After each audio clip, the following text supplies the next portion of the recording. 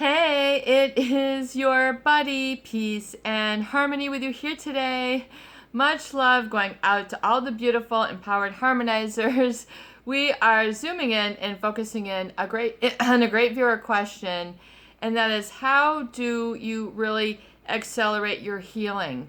You talk a lot about results on the channel, and how do we really accelerate that? I think that's a great viewer question, because it begs the question, really, what is the proper mindset or heart set or attitude that is required to really sort of catapult you into a shift or change? And I would say one of the foundational concepts or experience is that of belief or faith. We have spoken about this concept of belief or faith, and especially as it relates to like the life of a poet, the ability to pull up a sentiment, of a sunrise or an inspirational image, even though it's not there in front of you, and be able to recall it back. That is bringing up of faith, and that is being able to write about something even though it's not in the tangible or in the precise experience right in front of you. Those are one of the qualities or traits of a poet.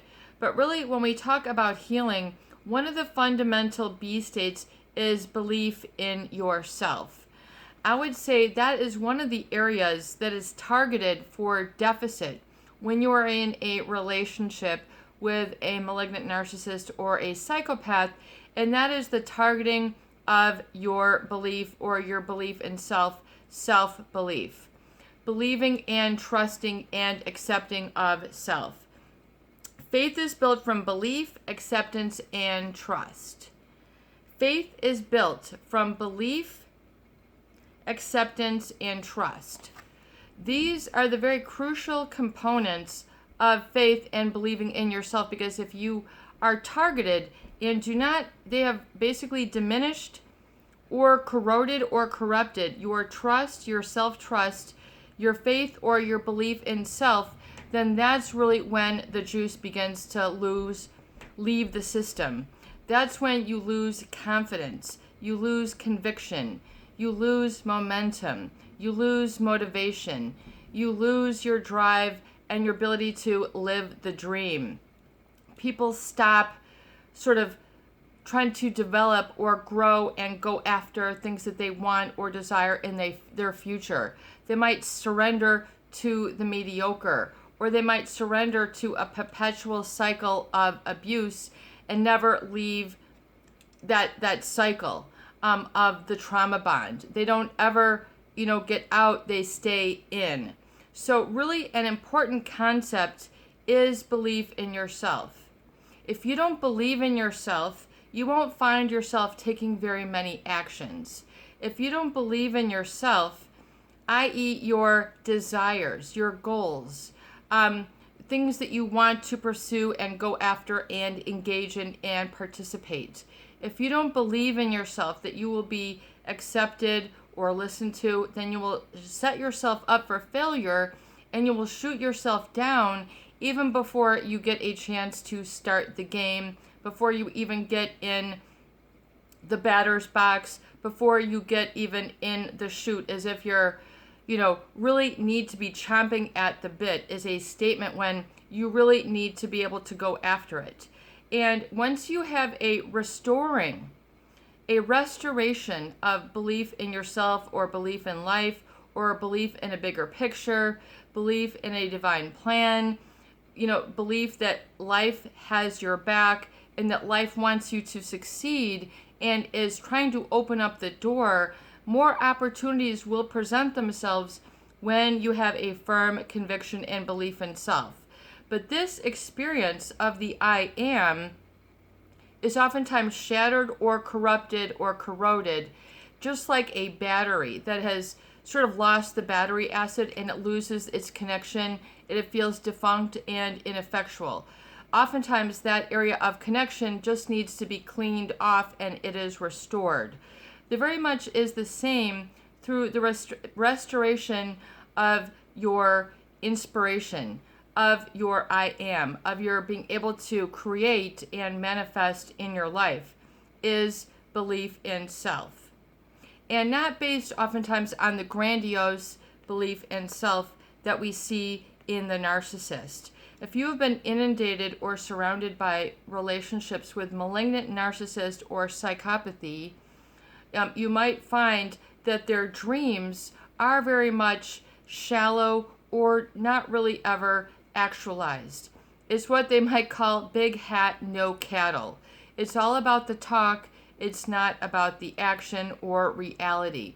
In other words, they're all about the fluff, the puff and stuff, or what have you, that is based on sort of their grandiose visions. The narcissist will really tend to focus on these big, hairy goals. In other words, based on the grandiosity. They're trying to go from 0 to 100 in under 5 seconds. They think that they are entitled to accomplish these grandiose goals, and that if others don't meet up to that, then they are generally pushed away or alienated or taught that they are mediocre. They are communicated that they are less than attractive, or they don't have what it takes, or they're inferior, and they're reminded of such. So their grandiosity tends to cause them to alienate and push away the very people who do believe in them. Their grandiosity has really, I feel, a causative factor in a lot of the fact that they aren't able to really be supported by others or support themselves, and then they fall short and set themselves up for failure. You need to have some actual, in a gradual baby step restoring of belief in yourself. But if you have been around, those people who are narcissistic, malignant narcissistic, psychopathic, oftentimes they are very much in what you might call an illusory or just sort of grandiose state. In other words, the goals are too big.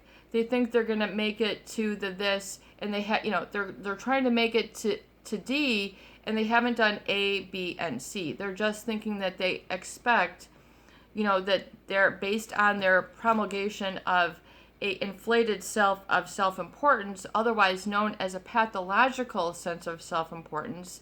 They then indoctrinate or encourage others to promulgate or support that grandiosity, otherwise known as living the illusion, and then which then becomes living the delusion, or they are then found that they can't culminate or complete a relationship with a narcissist because they have not met their grandiose goals. They feel far removed. So this then does create a narcissistic injury in those individuals. In other words, their ego feels shot.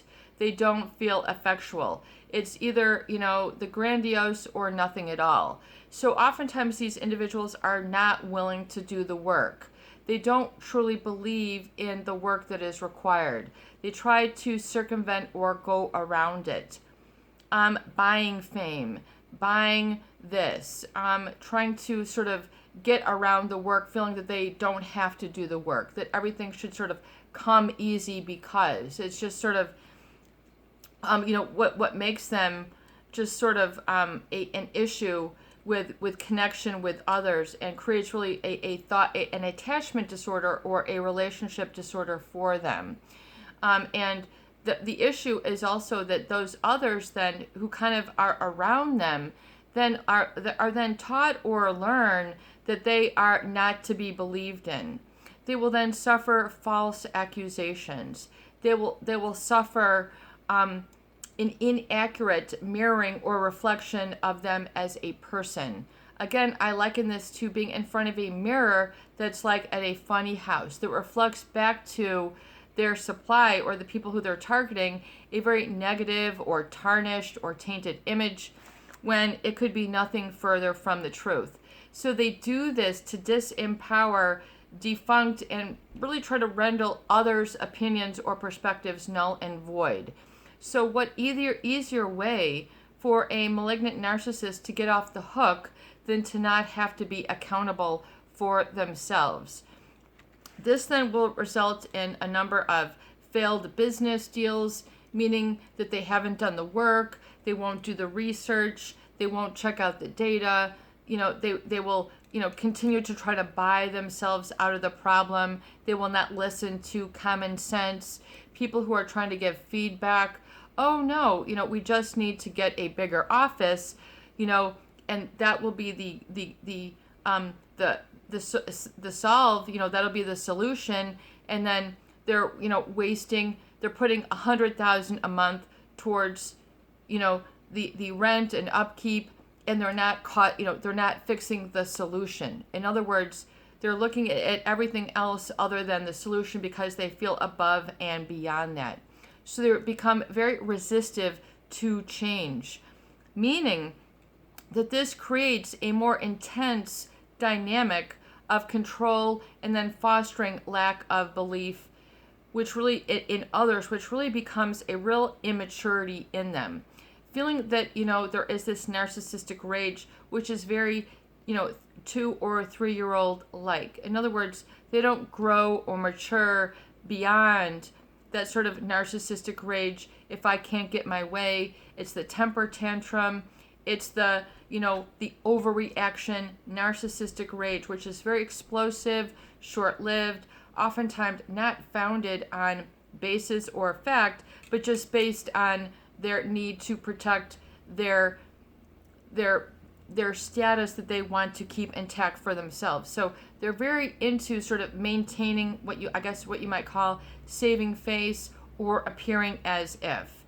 They don't really feel very comfortable feeling humility, humbleness, gratitude, equality. This state makes them feel very uncomfortable.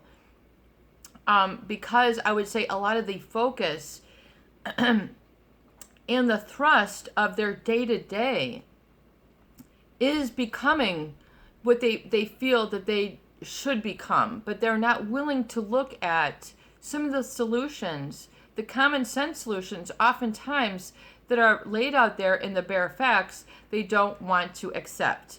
They want to circumvent or go around. And oftentimes people then will, continue to foster the lie and then enable a narcissist. So oftentimes part of this dynamic is the creation of a cessation of belief in self of others. In other words, they won't reinforce your common sense work. They might say, they might not think that those people who have to work to get what they need are, spectacular. They might not put credibility to work because they believe it should just be push of a button, and others who have done the work are sort of lambasted or criticized as if, that person just made their money in, manufacturing, or that person just made their money in construction, as if it's lower than making your money as a politician, as if it's lower than making your money as a business owner, as if it's lower than making your money as an entrepreneur, as if it's a lesser life form than making your money through music or film or finances or whatever it is that they're sort of, attached to as part of their fluffing up their ego. And so the relationships with these individuals will be very ego-based. In other words, very condition-based. Only when and only if are you sort of let in. And until you, comply or you are compliant with what they feel is important, only then will you be reinforced or let in. So a lot of people then adapt and adjust to create a false persona in order to maintain the relationship. And oftentimes, a codependent will do this in the name of love. They will do this in the name of caring. They will do this in the name of putting others first. They will do this oftentimes to what they feel is altruistic or selfless. In other words, having a higher moral standing, or to help, not to be better than, more righteous than, or, holier than thou, but it's usually based on a value that they feel is crucial or significant to healthful relationships or keeping the relationship alive and vibrant with this malignant narcissist. The issue, though, is that oftentimes they do not embrace the reality. This is fear. This strikes a chord of fear and discord within the heart of the narcissist. Because deep inside, this feeling triggers a fear. And this, I feel, can be instilled earlier in their life. For some reason, they are taught this. And it's not based on skin color. It is not based on shoe size. It's not based on hair texture. It's based on oftentimes the psychology and what that person feels that they need to get by. And oftentimes they have convinced themselves that they need to lie pathologically, lie about themselves. I have this record deal. I have this business plan.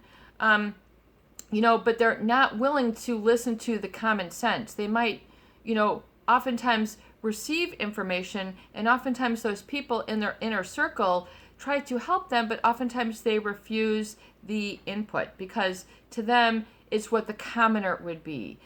It feels too pedestrian. It feels too sophomoric. It feels too below them. So to them, they feel like it is remedial. It is going backwards or regressive. So oftentimes these people are not apt to adjust and change. They are going to stay stuck on the grandiosity or that illusion.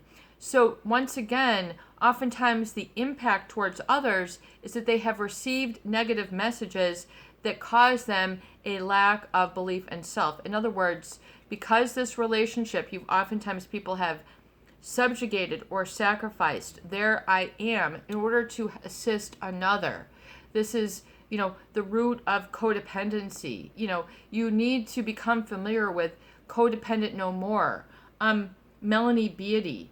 You need to really become aware of and learn about what codependency is. Melanie Beatty.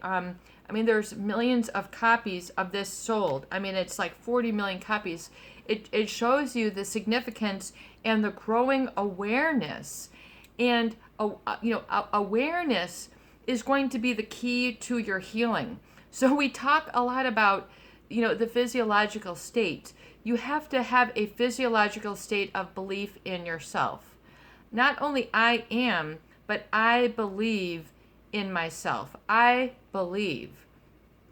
I am a woman of faith. I am a man of faith. And so to have faith is to have trust. And just like when we talk about, when we in university, when they talk about, the writer and the poet and sort of what is, part of that, being able to be like a successful poet, they have to be able to hold a sentiment within, even if the very image is not there. So in other words, if you're writing a poem about a loved one, maybe the loved one has passed, but you still feel them in your heart. You still feel them in your mind. You still feel them in your memories. You have, strong images. This is like the quality of a poet. They're able to draw that up. They're able to hold that in their heart. They're able to hold that in their mind. And they're able to have gratitude, value, appreciation, reverence.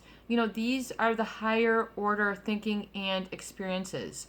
Oftentimes, these experiences are deprived or considered null and void states by a malignant narcissist or a psychopath. For example, they might not have a very strong religious upbringing.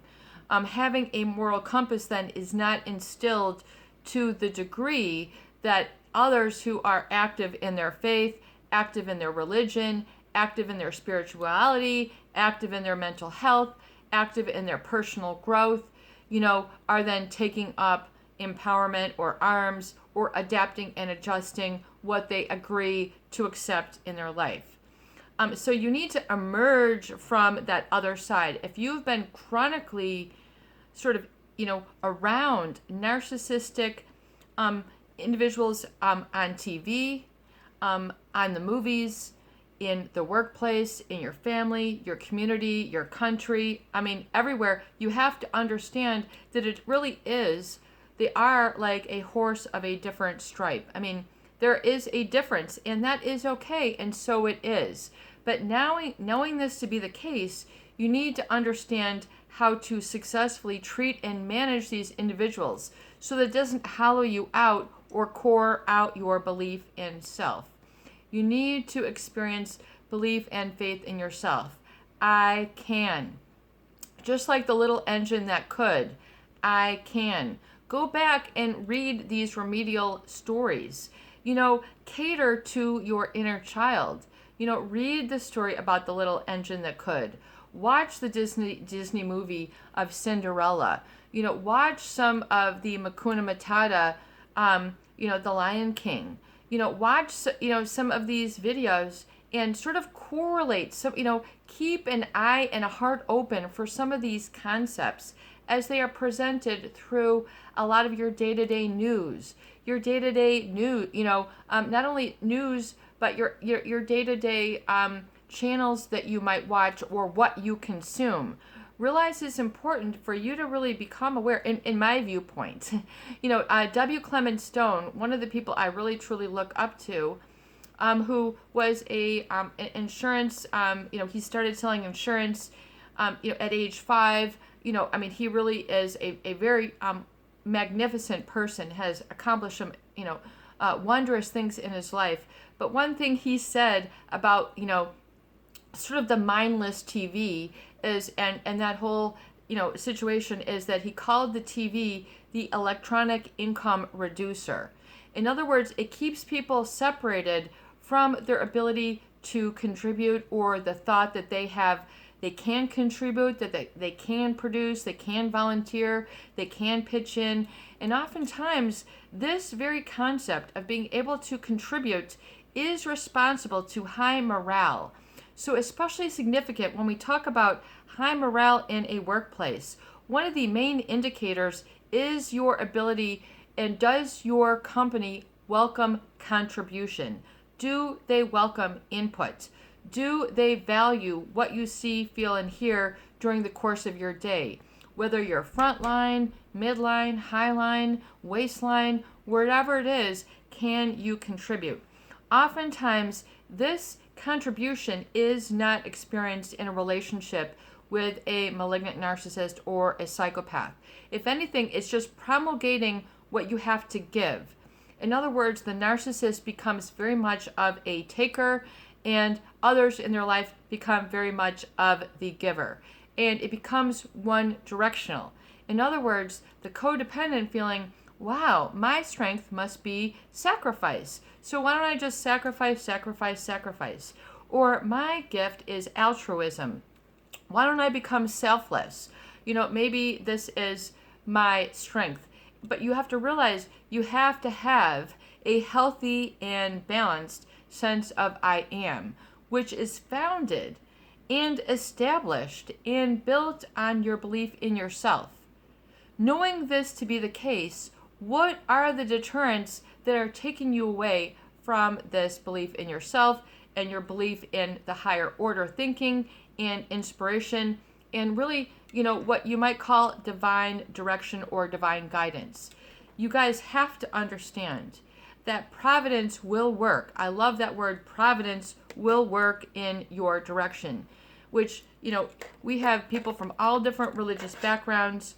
You are a human being. You are not devoid or separated from divine inspiration. This is just how the human being is created. And to a certain degree, this is important to you. To a certain degree, this is not important to you. Your life will reveal the difference. Your life will reveal the difference. Either it'll be shining with a moral quality or it'll be shining with an immoral inequality. And this will be picked up. So you have to understand that your belief in yourself is important. I believe. And also to be having that surrounded and knowing your strength. knowing what is it that you bring to the party. The narcissist might have ground down, made insignificant, or told you, what you bring to the party, it ain't that great. It ain't that important. What I bring to the party is what it's all about. So allow all attention to be on me, and I'm going to kind of override everybody else around, whether it's by being louder, pushier, blocking people out, not allowing others to get a word in edgewise, etc. So then people then begin to tumble down the very steep cliff of lack of self-belief. They then live in painful lack of self-belief. This then creates a deficit of what they accomplish, realize, and connect to and experience in their life. It shuts off like a whole limb of your being. Imagine a tree that is standing, but several of its branches do not have a leaf. It does not have, nutrients, and that limb is dead. In other words, that it is not receiving the nutrients. This is kind of like what low self-belief is like. People feel that no matter what they do, their life is always going to result in a dead end. That is erroneous and flawed thinking. That is erroneous and flawed thinking. Oftentimes a type or pattern of thought, feeling, behaving, and becoming that has been instilled, promulgated, and reinforced by narcissistic individuals who do have a pathological sense of self-importance, and they cope with this by diminishing, minimizing, or reducing the light of others. In other words, their healthy egoic sense of I am. So it becomes really important that you get the shades of gray, that there is healthy narcissism, that there is healthy, balanced sense of self. And that is okay. It doesn't mean you're going to diminish others or diminish life by being healthy and by understanding that with your ability, you have the ability to do what you can and what you will, despite oftentimes the insinuating comments that are meant to demolish or take out belief in self. And so it's important that you understand the role of this and restore this experience within yourself. I believe, and allow life to give you proof, messages, and positive reinforcement. God is a good guy, good girl. We talk about this as Providence. And you talk about Providence, and it is the protective care of God or of nature as a spiritual power. If you want Providence to work in your favor, I love that. Similar is prudence, foresight, forethought. In other words, and I know I introduce a lot of words here, but to get Providence moving for you, Providence comes and emanates from the Latin providere, which means to foresee or attend to. To foresee or attend to. It then was, became the Latin providentia, and then became the Old French and the English to provide, and then became the Middle English providence. So provide and attend to, and also to provide, which means, if we look at the root, to make available, use, or supply. To provide. So if you are going to allow Providence to work in your favor, otherwise that which is unseen to provide for you, you must have faith. This is oftentimes a state that it is not experienced or really engaged in or participated in, definitely by the psychopath, because they don't experience such abstracts, but oftentimes it is a shunned state, or scoffed at as something irrelevant by a malignant narcissist, because they feel that all credit is all about them and their ego. So to get Providence working in your favor, Providence, which is to make available for supply or use, is to have faith in yourself and faith in belief in self and faith in Providence. And ask, I keep my heart open to you, dear Providence. I keep my heart open to you today. Can you please show me the greatness? Can you please show me your magnificence? Can you please create for me a synchronicity of events? Or can you make it apparent to me beyond the shadow of a doubt that you do support and love me? Ask this of your Providence, your Creator, and allow your heart to be open. Allow your heart to be open for 3 or 4 days and see if Providence will work in your life. And allow this to speak and strengthen you. This is your buddy, Peace and Harmony, with you here today, and I hope that these videos do help. Please share, please subscribe, and for goodness sake, please donate for more great tools, videos, discussion, and support. Peace be with you. Have a beautiful day, and allow the wondrous to uplift and to guide you. In this, trust.